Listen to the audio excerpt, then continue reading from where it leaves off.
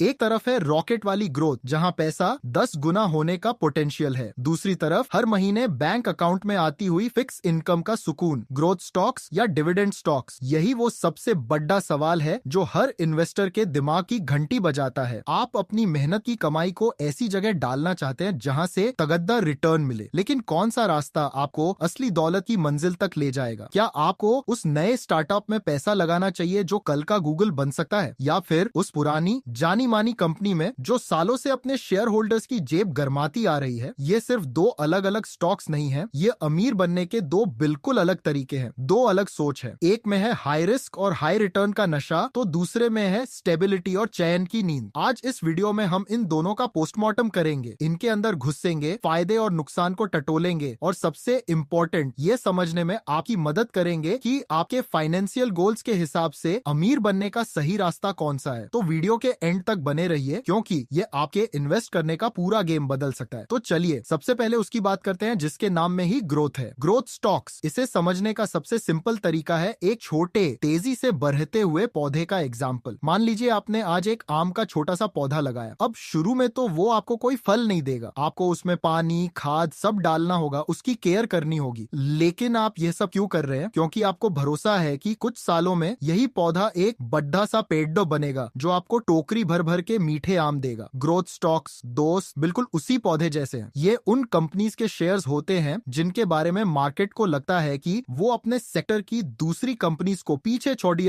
कर रॉकेट की स्पीड से आगे बढ़ेंगी। अक्सर यह टेक्नोलॉजी, बायोटेक या इलेक्ट्रिक व्हीकल्स जैसी नई इंडस्ट्रीज की कंपनीज होती है। इनका पूरा फोकस बस एक ही चीज पर होता है, बिजनेस बढ़ाओ, नए प्रोडक्ट लाओ और मार्केट पर कब्जा करो। तो यह कंपनीज जो भी पैसा कमाती है उसका करती क्या है? वो उसे अपने शेयर होल्डर्स में नहीं बांटती, बिल्कुल नहीं। ये कंपनियां अपने सारे प्रॉफिट्स को वापस बिजनेस में ही झोंक देती हैं। वो पैसा रिसर्च एंड डेवलपमेंट R&D पर खर्च होता है, नई फैक्ट्रीज खोलने में लगता है या दूसरी छोटी कंपनीज को खरीदने में। मकसद एक ही है, कंपनी को और बड़ा और तगड़ा बनाना। इसीलिए इन स्टॉक से आपको डिविडेंड यानी रेगुलर इनकम की उम्मीद नहीं रखनी चाहिए। तो फिर इनमें लोग पैसा लगाते ही क्यों हैं? जवाब एक ही शब्द में है, एप्रिसिएशन, यानी शेयर की कीमत का बढ़ना। इन्वेस्टर्स इस उम्मीद से पैसा लगाते हैं कि जैसे जैसे कंपनी बढ़ी बनेगी उसके शेयर का प्राइस भी तूफानी तेजी से बढ़ेगा। आप 100 रुपए का शेयर इसलिए खरीदते हैं कि कुछ सालों में वो 500 या 1000 रुपए का हो जाए। असली पैसा यही बनता है। लेकिन इस सिक्के के दो पहलू हैं। फायदा, सबसे बड़ा फायदा है हाई पोटेंशियल रिटर्न्स। अगर आपने सही ग्रोथ स्टॉक पकड़